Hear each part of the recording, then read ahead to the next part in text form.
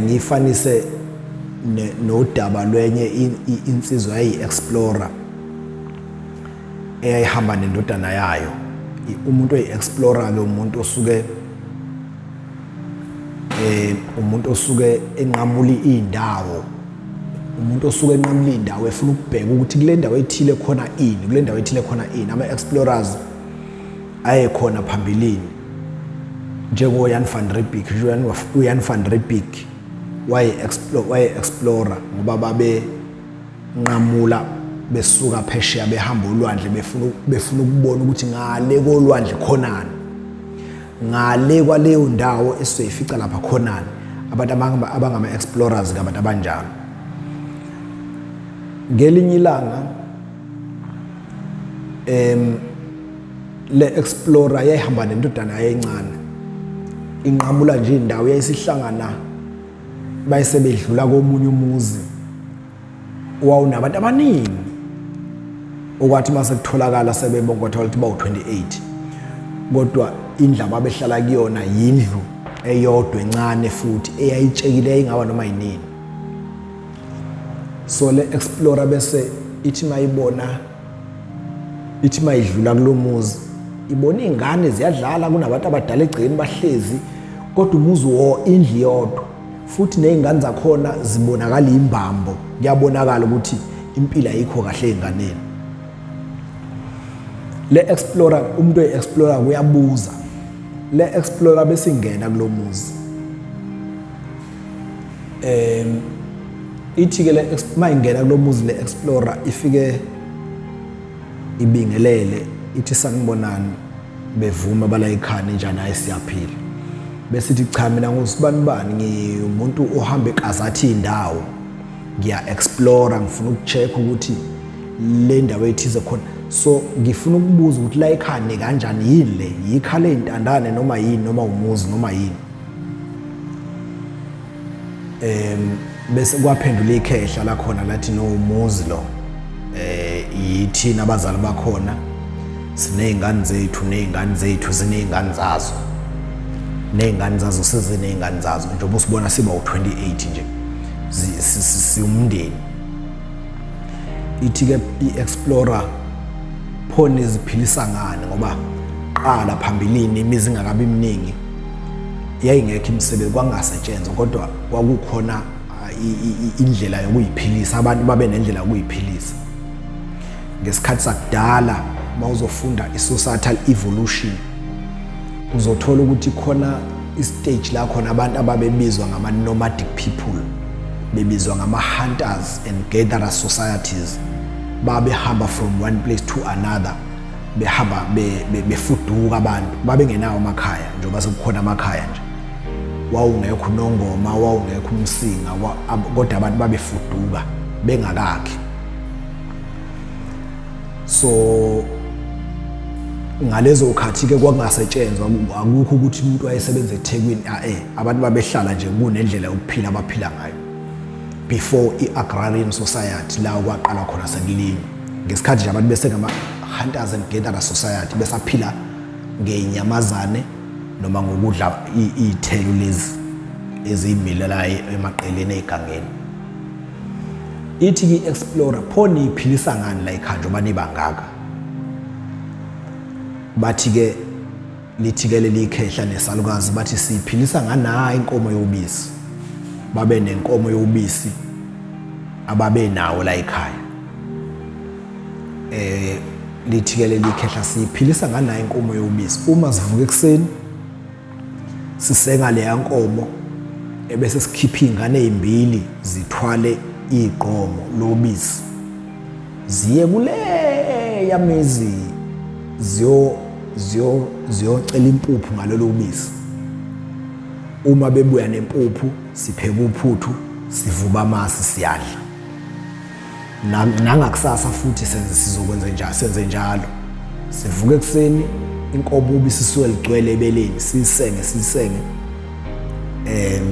sithatha ubisi siye ngapha, siyashintshanisa, siya ngapha, siye ngapha, siphinde siye ngapha, siphinde siye ngapha. Dala-ke imizi yayiqhelelene kakhulu. Umakhelwane wakho nje mawula eRichards Bay, umakhelwane wakho phambi kwasenseleni noma usembonambo umakhelwane wakho. Mawukwanongoma umakhelwane wakho uSolundi, imizi yakhe kanjalo ukuqala kwemizi ke ukuqala ukuthi kube khona imizi. So ke ithi ke explorer niphila ngale nkomo yobisi nje kuphela, bethi akukho nje okunye enikwenzayo. Cha, akukho, siphila nje ngale nkomo yobisi. Besithi explorer uma ingafa le nkomo nizophila ngani? Lithi leli khehla sazi kuyobonakala khona, kodwa nje kwamanje siphila ngalolu bisi. Le nkomo kade yabakhona nobaba bethu bashone nje sisenga le nkomo. Bese explorer le iyabonga, ihamba nendodana yayo encane bese iyabonga ithi hayi ngiyabonga kulungile, ebese iyahamba explorer ihamba nendodana yayo iwushiye lo mzi onamalunga awu-28 ihambe iqhubeke nohambo lwayo lokuqazatha indawo. Kuthe sebele phambili sebehambile impela isikhathi esithi sekusebusuku, le explorer besithi kuyindodana yayo ithi, indodana asijikeni ngifuna siye kulo muzi onamalunga awu-28 lo esidlule kuwona emini, ngifuna sibuyele kuwona. Ithi indodana siyokwenzani kulo muzi baba? Ithi explorer no, asambeni ngiyazi mina ukuthi sizofika senzeni. Mabefika kulo muzi kulelwe inkomo iphandle, ilala phandle inkomo. Isithi ke iexplorer, ndodana ngicela uqaqele inkomo le sihambe nayo. Ithi indodana hawu sizoyisaphi baba inkomo ngoba kulo muzi bashilo nje emini ukuthi baphila ngayo le nkomo yobisi, sizoyisaphi thina na? Ithi ke explorer, ndodana ngithi qaqa le nkomo, angithi mina ngimdala nguyihlo, qaqa le nkomo ngifuna sambe nayo.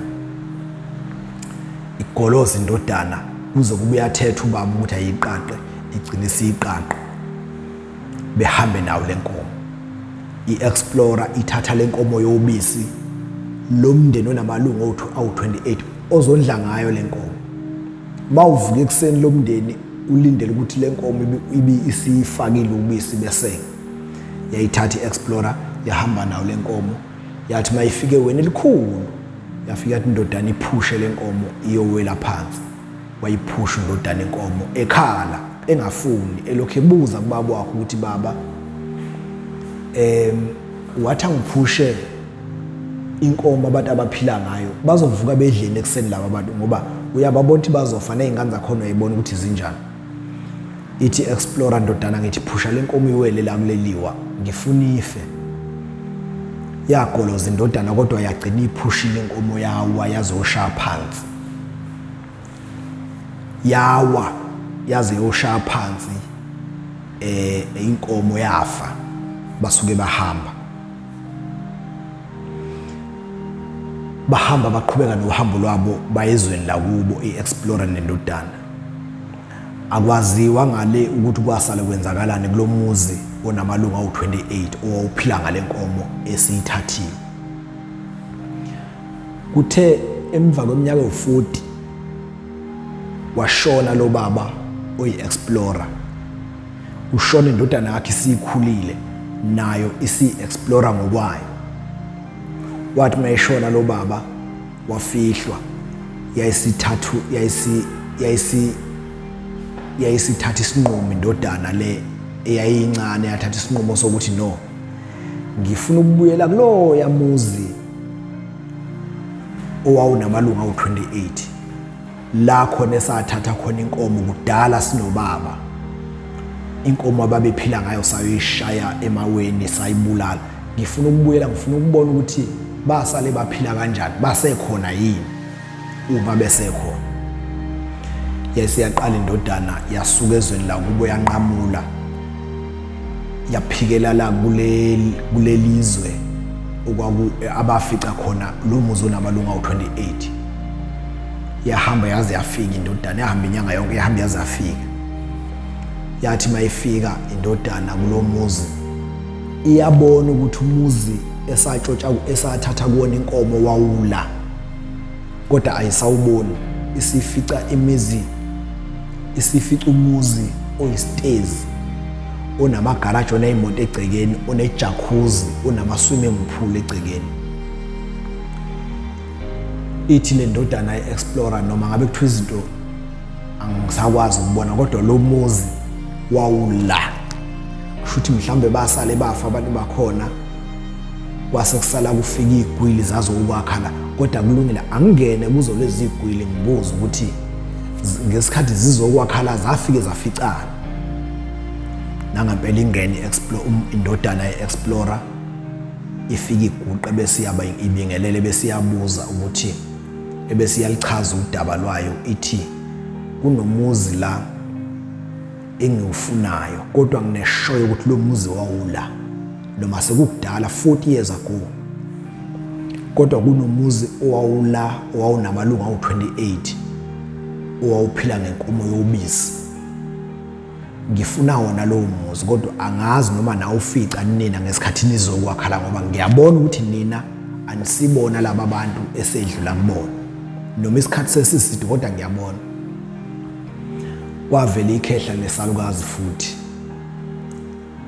kwavela ikhehla nesalukazi lithi ikhehla kule ndodana ye-Explorer lithi lo muzi okhuluma ngawo owawuphila ngenkomo yobisi owawunamalungu awu-28 iwona lo. Mina ngaleso sikhathi 40 years ago ngangisewumfana mina, njengoba ungibona sengikhulile nje sengingaka ngiyikhehla, ngangisewumfana. Ithina labe sasisenga leyo nkomo sihambisa ubisi endaweni ezihlukene esibuye nempuphu ukuze kudliwe la ekhaya. Ithina ngangisewumfana, ithina lapho. Ithi indodana ye-Explorer, hawu iphi pho inkomo yini, kwenzakalani ngenkomo?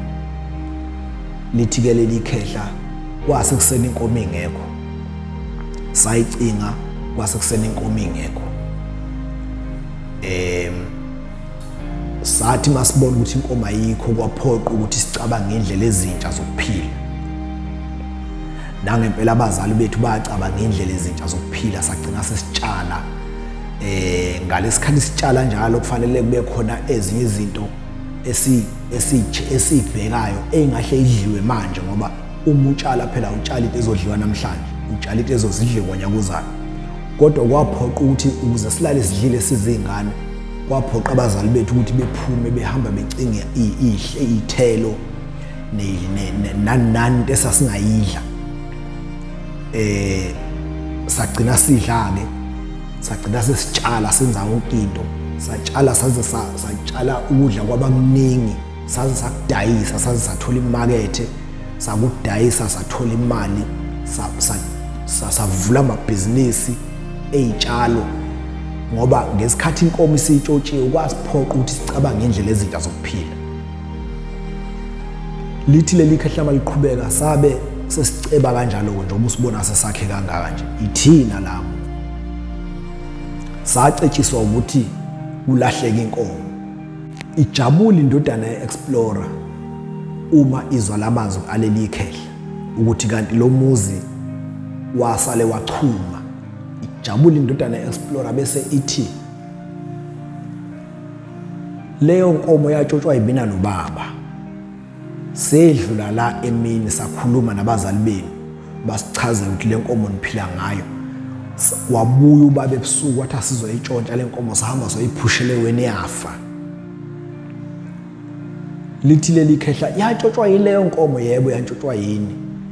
Lijabule nalo leli khehla ebese lithi mfana wami wasebenza umsebenzi omkhulu ninoyihlo, nansi imoto siyakupha ngoba nakwazi ukutshontsha leya nkomo yobisi esasiphila ngayo la ekhaya.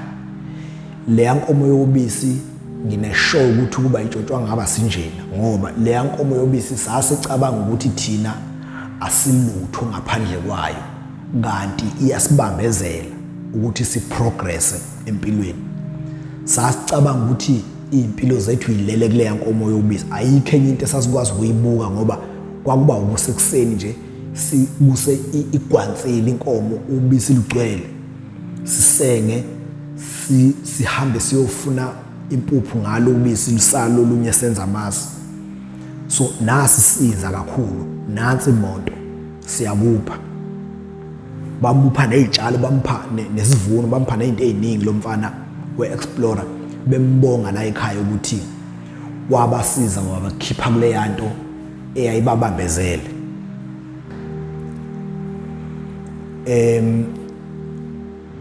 Kunabantu abathi mabe kwi relationship becabanga ukuthi beze besho abanye ngenhliziyo, umuntu esho ngenhliziyo ethi yazi angilutho ngaphandle kwale ntombazana, angilutho ngapha, akakwazi ukucabanga impilo yakhe outside le ntombazana. Kanti base simeni sokuba nenkomo yobisi egcekeni evimbe impumelelo yabo, evimbe iprogress yabo. Kukhona nje abanye abanemqondo, abanama-ideas amahle kabi abantu la ngaphandle, kodwa uthola ukuthi kunento halisebenzayo, mhlambe kuleli toho hol 1000 ngenyanga, mhlambe 1500 rand ngenyanga, kodwa yena ucabanga ukuthi mengaliyeka leli toho implement lama-ideas akhe, ubona ukuthi akalutho ngaphandle kwaleli yatoho. Kanti leli yatoho liyinkomo yobisi ebambezele iprogress yakhe. Nakuma relationship kuba njalo, kuye kuthi thina noma sibona kuye kuthi noma sibona abanye baye behlale kwi relationship noma bebona ukuthi akusenzeki kahle, kodwa bese ethi ngoba angilutho ngaphandle kwale ntombazana ngizohlala. Kanti ubanjezelwe inkomo yobisi akacabanga ukuthi uma ingafa lenkomo yobisi kuyobe kuphelile ngaye, kanti lutho inkomo yobisi ivimba iprogress yakhe. Kuba njalo ke mawusuke unama ideas amahle kodwa kunento ekubambezele kanjalo. Futhi nakuma relationship uthola ukuthi uyi relationship ekubambezele nje uma indawonye, kodwa wena wazi ukuthi khona igama engabe ngiyalisebenzisa kodwa angifuni ukulisebenzisa, ngiyalisebenzisa manginey'nsizwa, ngilisebenzisa manginey'nsizwa nje siyixoxele. Kufana nomuntu wesilisa okuyi relationship nomuntu wesifazane umnandi ocansini, bayibesho njalo. Uthola ukuthi umuntu wesifazane uyafeba, usezwambamba 3 times efeba, kodwa ngenxa ukuthi uyabona ukuthi lobu bumnandi engithola kulo muntu wesifazane, bayibesho njalo bethi ayimnandi, kodwa akakwazi ukuchaza phela kubazali lokho ukuthi noma sebemtshela abazali bakhe noma abafowabo noma odade wabo ukuthi hey usikwiza ayikhona, ayisikwiza akayiphethe kahle, akakwazi ukubatshela ukuthi hey inkinga yakhe mnandi, angifuni ukumiyeka. Yini le inkomo yobisi ekubambezele ukuthi uprogress in life, kodwa wena ubambelele kuyona ngenxa ukuthi ubona ukuthi ngeke ube lutho ngaphandle kwayo. Bengithi angidlule lapho ngoba mawusikhuluma ngalensizwa ya True Lawrence, le nsizwa ichazile, ngicabanga ukuthi bayizwile abantu, ichazile ukuthi lo muntu wesifazane embulele ufike wathandana nayo baze bathola ngisho ingane ongeyona eyawo lensizwa. Washo futhi wesifazane ukuthi akuyona eyakho ingane, kodwa wayondla injalo. Kuthe noma sebehlukene lensizwa yathola umuntu, nalo wesifazane wathola umuntu, wathola indoda, kodwa kwahamba isikhathi la khona lo wesifazane ethi ababuyelane beyeke laba abantu abasemaceleni nangempela babayeka kanti isazomala. Lo mfoka Lawrence bebanjezelwe inkomo yobisi nje,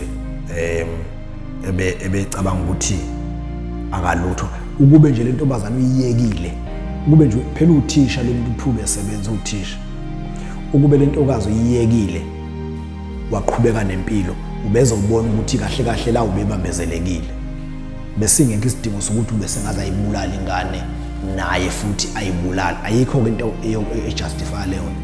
Ngeke ngabona enye insizwa la ku Facebook ibhale something that is very important, something that is very important. Ithi lensizwa ngicela nihambe kulolu daba kaLawrence Sibusiso Lawrence ngicela nahambe kuma post akhona akhuluma ngoLawrence ngicela nihambe niyo check ama comments umuntu a check ama comments endoda yakhe uma indoda yakho icomment kanje ivikela lo Lawrence ngesenza asenzile woe unto you izokwenza kuwena. That is very important ngoba kwesinye isikhathi ku social media we are being described by ama comments esiwenzayo under a particular topic. Thank you.